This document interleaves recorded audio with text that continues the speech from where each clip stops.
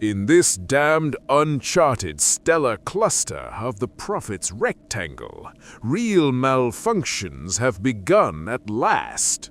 An old ship, corroded pipes, misaligned astrogation instruments. It's getting unbearably hot aboard. I'm switching on the cooling system. I must urgently contact the base postmaster. Trouble again, Clive?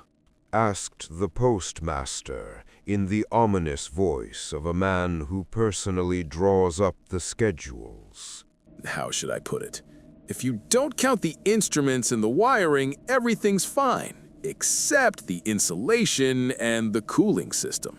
Indeed, a disgrace. I can imagine what it's like for you there, said the postmaster, suddenly filled with sympathy.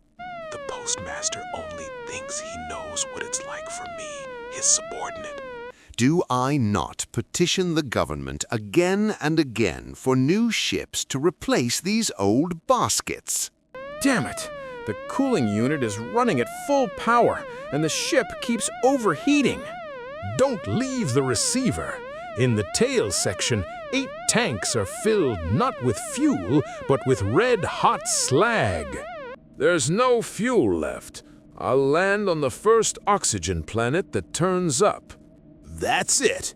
Time to leaf through the emergency manual and urgently look up the section listing oxygen worlds. I'll try planet ZM22 if the ship doesn't fall apart any minute now. Watch the mail carefully. I'm dispatching a ship immediately. Clive replied that he would take good care of all 20 pounds of mail.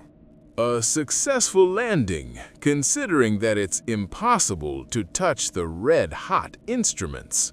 I entered the atmosphere like a swan, but at 20 feet, I dropped like a stone. Running away from the burning ship, Clive desperately struggled not to lose what little consciousness he had left. Through half-closed eyes, he saw a bizarre surrounding world. Staggering, he walked 100 yards. The ship exploded. The blast wave knocked Clive down, and he fell into oblivion.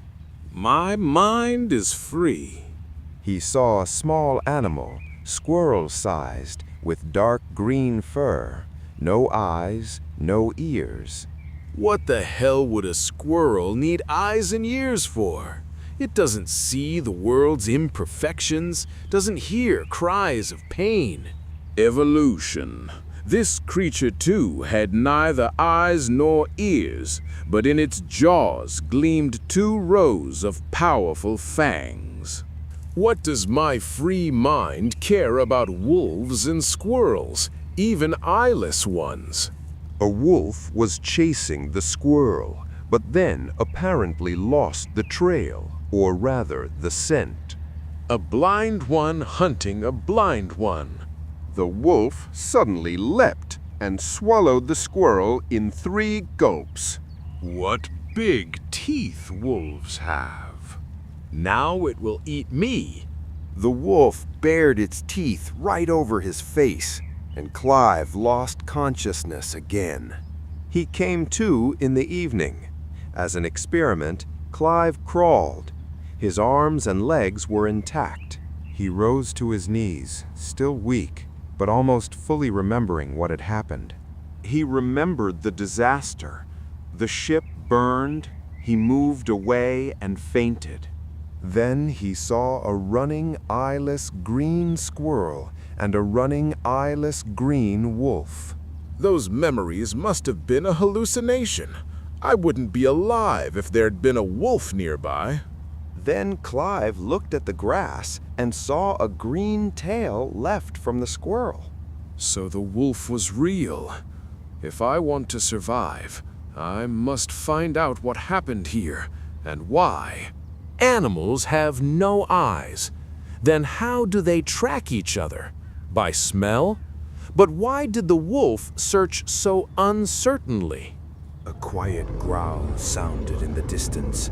Less than 50 feet away, a greenish creature approached, like an eyeless panther. Damn zoos! This alien planet gives me neither rest nor respite. I need time to think. How are these animals built?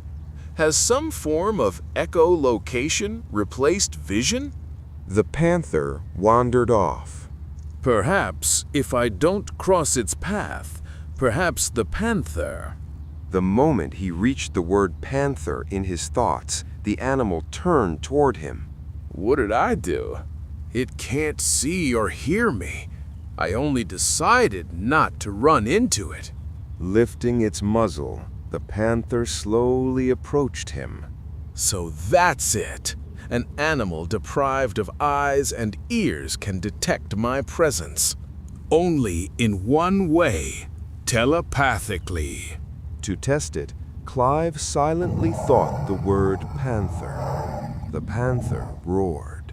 The wolf hunted the squirrel telepathically. The squirrel froze by shutting down its mind. The wolf lost the trail. The wolf didn't attack me when I was unconscious because I stopped thinking. Right now, the main problem is the panther. The main thing is not to think about something else. Then maybe the well, maybe she'll lose the trail. I must remember all the girls I've known. The panther stopped and sniffed uncertainly. I keep thinking about girls, spaceships, planets, girls again, spaceships again, everything except the panther. The panther moved 5 feet closer. Damn it! How can you not think of something? You frantically think about stones, cliffs, objects, but your mind keeps returning to the pan, and you brush it away, and you count the bruises on your right leg. 8. Count again. Still 8. She's still coming closer. Trying not to think of something is like trying to stop an avalanche with bare hands. I've got about 15 feet left to learn not to think of the pan. All right then, I can think about dogs, cats, horses, sheep, wolves, get lost, books, magazines, babies, watch out, panegyrics, clerics, lyricists, tragedians about 8 feet, sticks, coats, pop, pop, pop, pop. She's getting ready to jump. I can't banish the forbidden thought anymore. And suddenly, in a flash of inspiration, Clive thought, Panther, female. The panther, still tense for the leap, moved her muzzle uncertainly. I'm a female panther. What does this male want frightening me? I'm thinking about my cubs, about a warm den.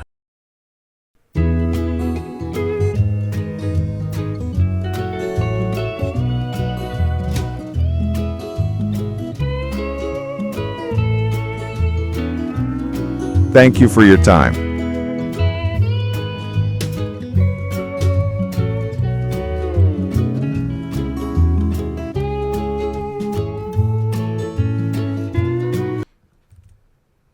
Well, that's it. If you watched this far, it means either you were genuinely interested or, like a character from Sheckley, you decided to check what is there, something more ahead. This is an animated film based on Robert Sheckley's short story, The Odor of Thought. It's one of those texts you start reading as if it's about telepathy, and then suddenly realize it's actually about us, about the fear of being understood too well, about the fact that sometimes that's more dangerous than any weapon is someone else's unfiltered thought. I deliberately choose not to modernize, rewrite, or improve Sheckley. Honestly, it would be pointless. He already said everything, dryly, ironically, and without hammering in an immoral.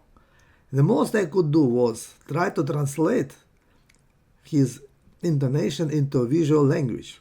Yes, this animated film was made with the help of artificial intelligence. But to be honest, the AI is not the author here. It's more like a very delightful, slightly strange, and absolutely fearless artist for hire.